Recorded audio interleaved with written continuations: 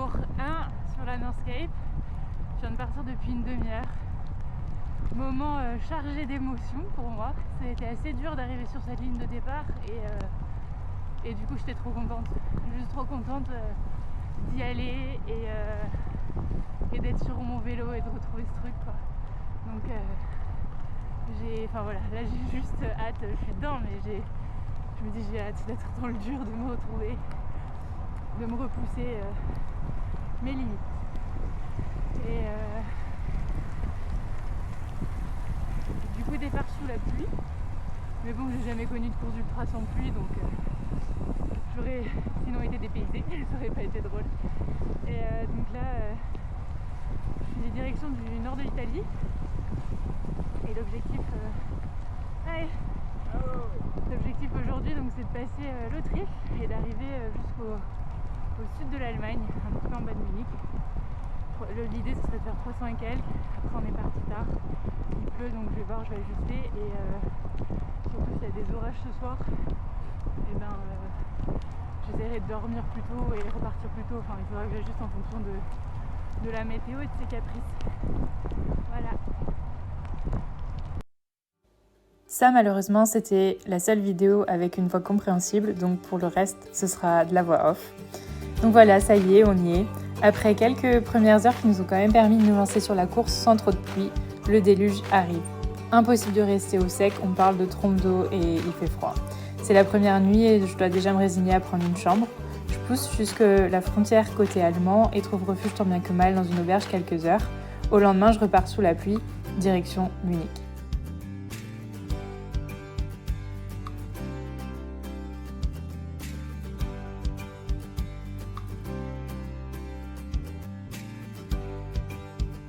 Sur cette journée, je vais juste brièvement croiser quelques coureurs, ça fera passer un peu le temps et surtout oublier le mauvais temps. Mais cette journée passe relativement vite parce que j'ai un objectif le soir, j'ai booké quelque chose à Cheb en République tchèque. J'ai un peu de retard sur mon programme en raison des mauvaises conditions météo, mais malgré tout le soir m'offre de belles éclaircies et un beau coucher de soleil avant de me replonger dans la pluie bien sûr. Mais j'arriverai à Cheb dans la nuit, vers 1h du matin il me semble. Début du jour 3, je suis en République tchèque. À nouveau, les trompes d'eau s'abattent sur moi dès le matin. Les routes sont en mauvais état et je n'avance pas. À la mi-journée, je suis trempée et congelée. En haut d'une montée, une femme m'encourage depuis sa fenêtre. J'ai pas le courage de m'arrêter car à ce moment-là, je craque. Je m'autorise enfin à accepter le fait que je suis frustrée de ce début de course.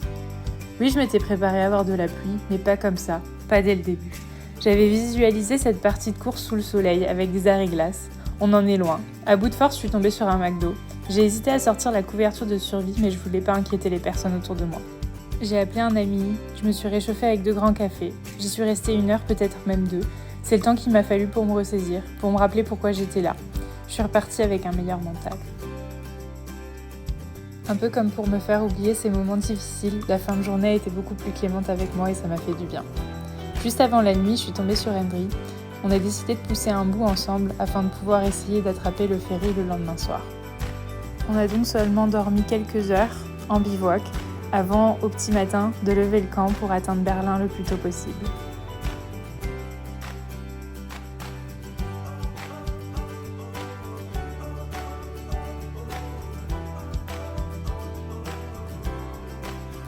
À ce moment-là, on est vraiment en mission. Bien sûr, il y aura des petites averses, mais tout de même, elles seront plus douces que les derniers jours. La difficulté ce jour-là, c'est qu'il ne faut juste pas s'arrêter.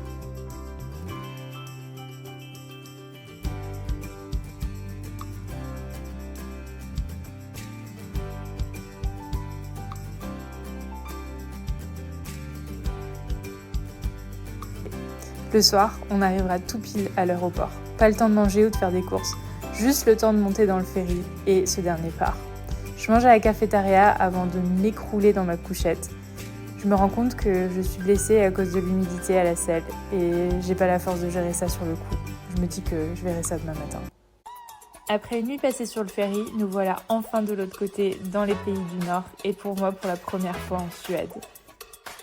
On était une dizaine dans le ferry et je m'étais dit que ce serait chouette qu'on allait pouvoir commencer à rouler ensemble, partager des bouts de chemin. Mais le matin, je reste stackée beaucoup plus longtemps que les garçons. Je n'arrive vraiment plus à m'asseoir sur ma selle.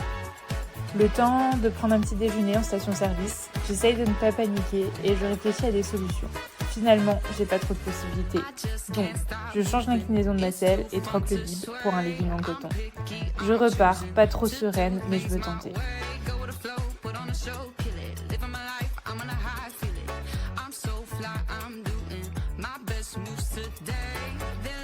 Finalement, la météo va me gâter sur 2 jours. Elle sera douce, le soleil sera là, le vent sera de dos.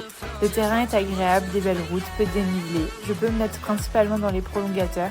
La stratégie paie et je commence à reprendre du plaisir.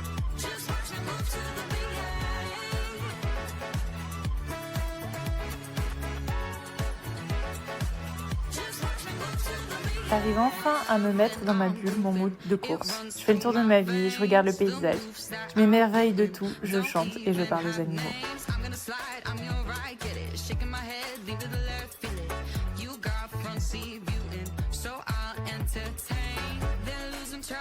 Cela fait maintenant 6 jours que je navigue seule et je croise le chemin de Fred.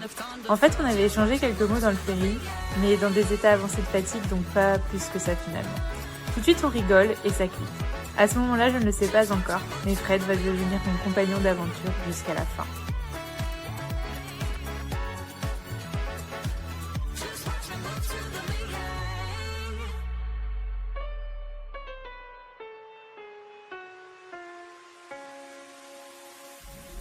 Moi qui disais toujours qu'au grand jamais je ne pourrais faire du long en binôme, j'avais tout faux. L'expérience n'en a été que plus belle finalement. On a trouvé notre rythme très vite. Des shifts de 4 à 6 heures pendant lesquels on respecte la bulle de l'autre, mais où l'on s'autorise également à s'émerveiller ensemble, à décompresser, partager nos frustrations et se remotiver mutuellement quand on en a besoin.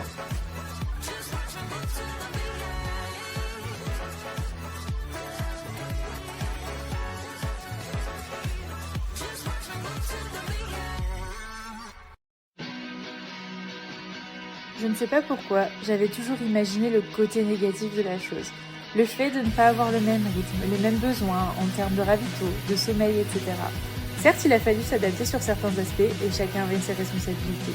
Mais vraiment, le fait de pouvoir partager ses émotions, ces moments est inexplicable et vaut tout l'or du monde. En ultra, on vit des choses intenses, déconnectées de la réalité. Souvent, on est incompris. Là, avec Fred, on a vécu les mêmes moments. Certes, on les regarde certainement de prismes différents, mais on sait que l'autre était là également. On est maintenant unis par ce lien puissant pour toujours.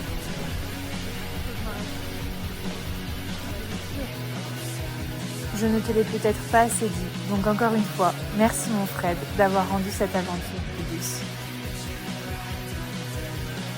Après le Gate 4, d'où l'on est reparti en groupe, on croisera de plus en plus souvent la route d'autres compagnons d'aventure.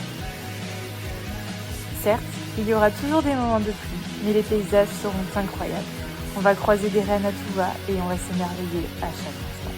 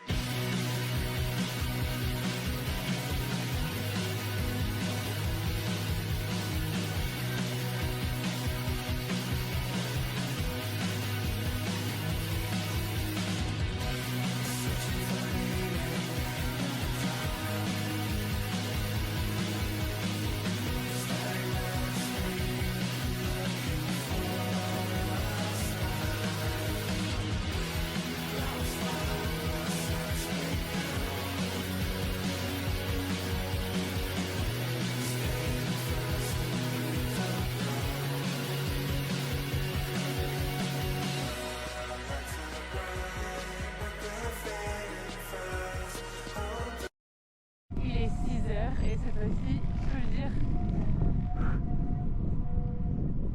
on va au Cap Nord.